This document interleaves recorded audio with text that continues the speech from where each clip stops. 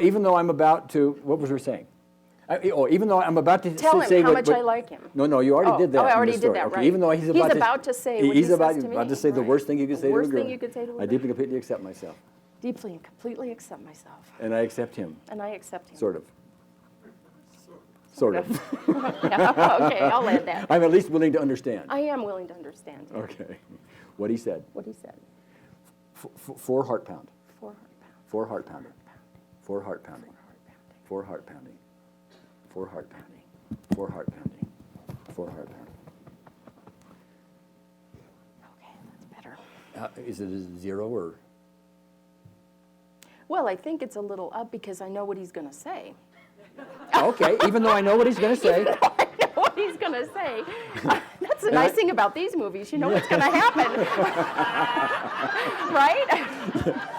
Even though I know what he's going to say. I know what he's going to say. And I've heard it before. And I've heard it before. I'm about to hear it again. I'm about to hear it again. I deeply, completely accept myself. I completely accept myself. I am a prisoner. I am a prisoner. To a 16-year-old boy's words. To a 16-year-old boy's words. Wow. At this age, I wouldn't take a 16-year-old boy's advice on or words on anything. At this age, I wouldn't take a 16-year-old words on or advice on anything. Oh, unless I was desperate. Unless I was desperate. No, but that's so true. I'm sorry, I had to do it. That's brilliant. That's brilliant.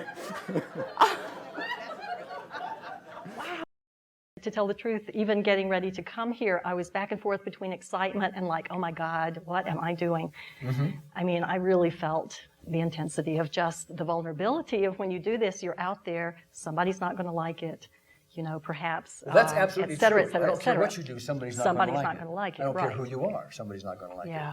Yeah, and I have to be okay with that. How are you going to thousands and thousands of writings on people's walls? You're not going to do it. Right. There's no entertainer in history has done that. There's no president's ever done that. This is true. Even though no president has done it. Even though no president has done it. I think I can. I think I can. Or I think I should. I think I should. I should be able to be perfect for everybody. I should be able to be perfect for everybody. For everybody. For everybody. Perfection for everybody. Perfection for everybody. Call me president. Call me president. I want to be popular. I want to be popular. At any cost. At any cost. Even though I'd like to be able to please everybody in the world. Even though I'd like to be able to please everybody in the world. I deeply, completely accept myself. I deeply and completely accept myself. I can't name a single person. Can't name a single person. Who pleases everybody in the world. Who pleases everyone. Can't name a single person. Can't name a single person. Can't name a single person. Can't name a single person. Not one person. Not one person. Anywhere. Anywhere. As a matter of fact. I can't name anybody. Go ahead. As a matter of fact, I can't name anybody. That hasn't pissed off a whole bunch of people. That hasn't pissed off a whole bunch of people. Including myself. Including myself. And everybody in this room. Everybody in this room. And everybody who says you should be perfect. Everybody who says you should be perfect. Yeah. That's good. That's good. That's good. Well, that's a little reframe there, my dear someone. For the next few minutes, I'm setting the stage for Pamela's hepatitis C by introducing a non-medical approach. And of course, that's what we do here. We look at the emotional contributors to disease rather than the medical approach. You know, so I want to bring that up to her in a way which is understandable. And in a way, what I'm doing is called reframing, and that's a very important topic you'll learn in this tutorial. And reframing, which is having somebody look at something through a different set of glasses, is much more effective while we're stimulating the meridian system, that is, while we are tapping, than it is when you just do it conversationally. Well, you know, one of the things, when I told you I talked to this other doctor, Janet Boyles, MD. She was at our Dallas workshop, you know. So I asked her, I says, what's hepatitis C? I don't even know what it is. Okay, she says, oh, this is this virus, da da da da da. And I says, well, what causes it? She says, oh, it could be anything. You could be playing in a schoolyard and cut yourself, and somehow or other the virus gets into it. And I said, well, wait a minute. I have played more athletics and football than just about anybody else you can imagine. I was forever falling down, scraping myself, bleeding and one thing and another. And if anybody was a candidate to have, a virus come through someplace, somewhere, it would be me. How come I don't have it and she does? She says, well, I don't have an answer for that, But she said, interferon, which is the current physician's version of how you take care of this, its main function is to help the immune system. Am I correct? Yes. What it's supposed to do is amp it up, so to speak. So it really does its job so it can go get this virus, do away with it however it does it.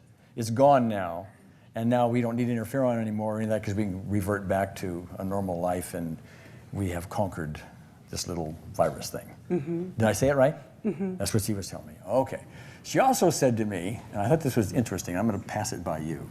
Okay. She said, ask her, meaning you, she said, since the liver's function is to get out impurities of the system, mm-hmm. what is it that she thinks she's impure about? Interesting question. Now pay particular attention to this next reframe that I use, which I call a bee in the nose. Because what I'm trying to do here is to relate her past school experiences to what's her inability to concentrate at work.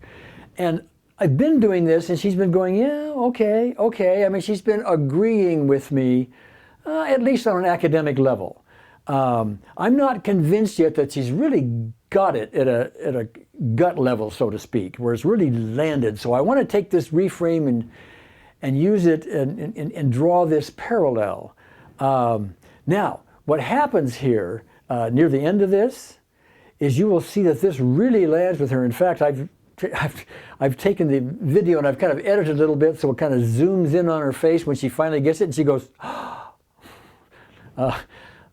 like that. And that's important to understand. It's important for her to understand and for me to see is the guy helping her to know that we're really making progress on this deeper level. She's really getting that the problems that she's facing aren't just related to something in her brain that can't be healed.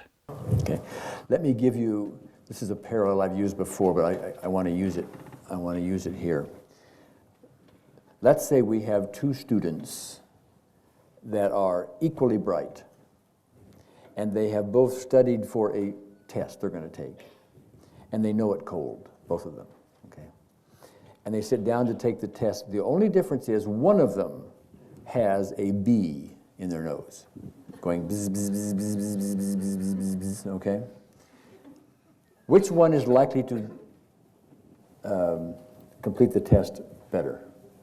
The one without the bee. The one without the bee, right. Mm-hmm. Because the one with the bee in the nose, they've got something is distracting them. Like, that bee could sting me at any moment. And right? Okay? And so that would be very difficult, even though you're very bright, this student, mm-hmm. and you've studied and you know your stuff cold, but you got a bee in your nose. Mm-hmm. Okay? Mm-hmm. Now, if you've been through school in the difficult way you've had, okay, with all the, as you say, fear. I mean, I've heard that. Yes. Okay, I mean that's no way to live several lives, or I mean several years in school, formative years, and now you're in what amounts to a classroom. It's not called a classroom, mm-hmm. but you have assignments like you do in a classroom and so on. Right. Do you not have a bee in your nose? I do. Yeah, that's what it would seem to me.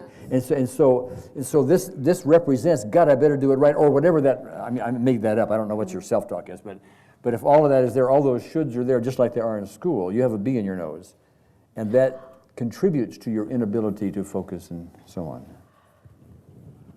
I see. I get it.